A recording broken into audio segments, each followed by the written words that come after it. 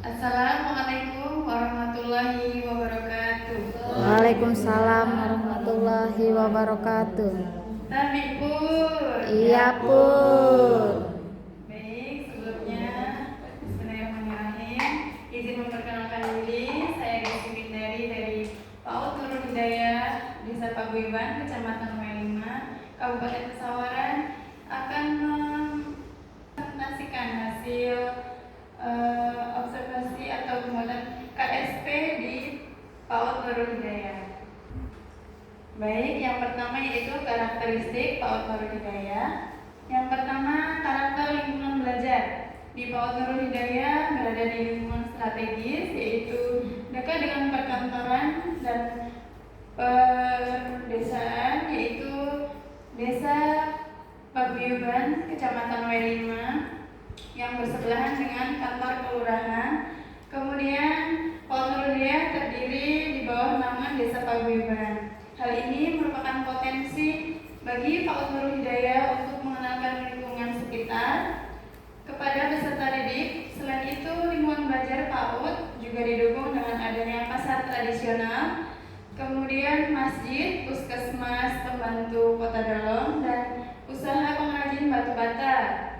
Kemudian beberapa hal tersebut dapat memberikan pengetahuan dan memberikan pengenalan kepada peserta didik dalam proses pembelajaran. Kemudian PAUD Nurul Hidayah memiliki luas tanah seluas 100 meter persegi dengan ruang kelas yang nyaman sebanyak 2 ruang kelas dan halaman bermain yang juga dilengkapi dengan permainan outdoor atau APS seperti ayunan dan jungkat-jungkit yang ada di dalam ruangan dan di luar ruangan. Yaitu yang kedua, karakteristik sosial, ekonomi, dan budaya. Di PAUD Nurul Hidayah berada di lingkungan masyarakat yang beragam. Jika ditinjau dari aspek sosial, ekonomi, dan budaya, PAUD Nurul Hidayah ini sangat beragam sukunya. Ada suku Lampung, Jawa, dan Sunda. Tapi mayoritas bersuku Lampung. Adapun di PAUD Nurul Hidayah masyarakat Paguyuban sebagian besar beragama Muslim. Masyarakat Paguyuban juga sebagian besar bekerja sebagai buruh, pedagang, dan juga wira swasta. Kemudian wali murid PAUD Nurul Hidayah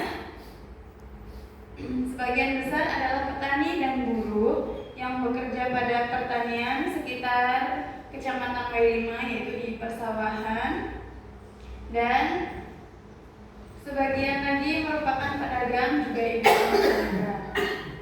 Di lembaga kami menerapkan kurikulum Merdeka yang mengimplementasikan kegiatan proyek penguatan profil pelajar Pancasila atau P5 dengan memfasilitasi semua potensi anak melalui kegiatan keagamaan, peringatan hari-hari besar, dan melalui kegiatan keagamaan dan hari-hari besar nasional yang menampilkan dari semua keragaman budaya, suku, dan adat istiadat yang tertuang dalam kegiatan intrakurikuler. Adapun karakter peserta didik yaitu mereka memiliki kemampuan dan pengalaman belajar yang tidak sama. Sebagian siswa memiliki potensi di area akademik, namun ada juga yang perlu dikembangkan kemampuan sosial dan emosional mereka. Siswa-siswi di lembaga kami memiliki potensi dan minat yang berbeda juga. Sekolah memfasilitasi kebutuhan mereka dengan menyiapkan program pengembangan potensi dan minat mereka. Dengan demikian, program yang dirancang memperhatikan aspek mengembangkan semua dimensi sehingga tidak hanya kemampuan akademik, tetapi juga fisik, emosional, spiritual, dan 4K, yaitu kritis, kreatif, komunikatif, dan kolaboratif.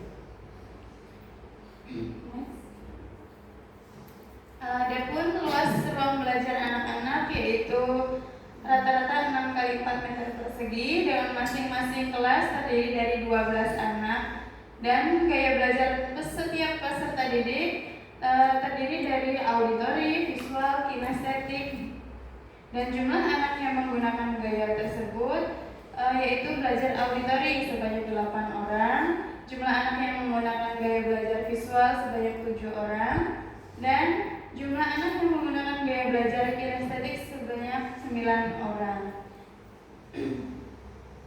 Dan karakteristik pendidikan tenaga kependidikan di PAUD Nurul Hidayah. Adapun nama-nama gurunya yaitu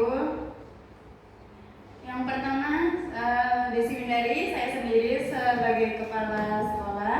Yang kedua Putri Dian Lestari sebagai guru kelas A, Des Marita sebagai guru kelas B, dan Cynthia Agriani sebagai guru kelas A. Kemudian kami juga mengadakan kemitraan ataupun kerjasama. Lembaga kami berusaha menjalin kemitraan kerjasama dengan berbagai pihak berhubungan dengan pelaksanaan program kegiatan yang dilaksanakan di PAUD Nurul Hidayah, yaitu yang pertama kita bermitra dengan Bunda PAUD Kabupaten sebagai pembina PAUD di Kabupaten Pesawaran, yang kedua Puskesmas Paguyuban dan Puskesmas Kota Dalem sebagai lembaga kesehatan guna melakukan pendampingan UKS, DDTKA, dan penyuluhan kesehatan, pemberian vitamin dan imunisasi. Yang ketiga, Dinas Pendidikan sebagai lembaga pembina dalam melakukan pendampingan mutu pendidikan dan program literasi PAUD. Yang keempat, narasumber dari ahli profesi orang tua, ada yang dari PNS, petani ataupun pedagang. Dan yang kelima yaitu narasumber industri sekitar, seperti ada yang pembuat batu bata, pembuatan mebel kayu, dan lain sebagainya.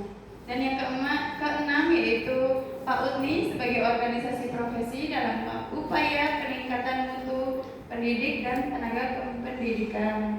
Yang terakhir kita bermitra dengan komite sekolah, yaitu mengumpulkan para wali murid dan membentuk sebuah komite.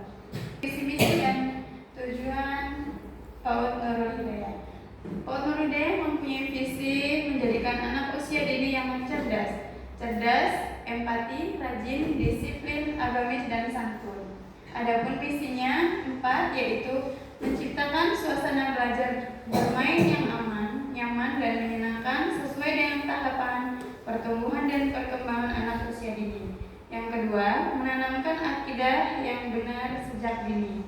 Yang ketiga, menanamkan akhlak yang mulia sejak dini. Dan yang keempat, mengembangkan potensi kecerdasan, emosi, dan intelijensi anak sesuai bakat dan minat yang dipilih. Tujuan satuan pendidikan di PAUD Nurul Hidayah ada 3 bagian, yaitu tujuan jangka panjang, jangka menengah, dan jangka pendek.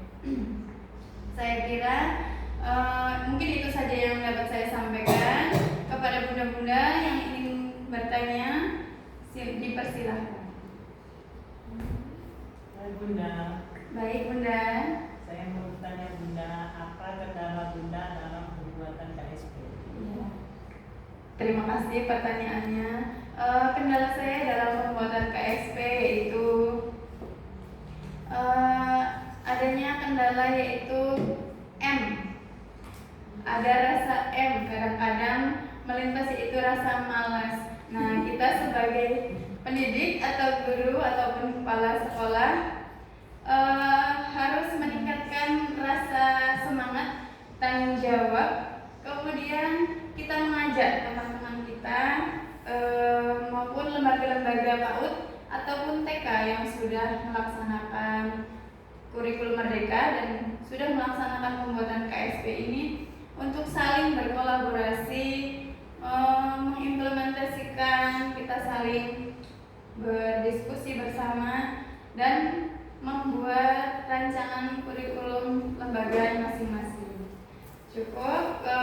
Apa ada lagi yang ingin ditanyakan? Baik, terima kasih. Apabila ada kesalahan dalam bertutur kata, saya ucapkan mohon maaf dan saya ucapkan terima kasih. Wassalamualaikum warahmatullahi wabarakatuh. Waalaikumsalam warahmatullahi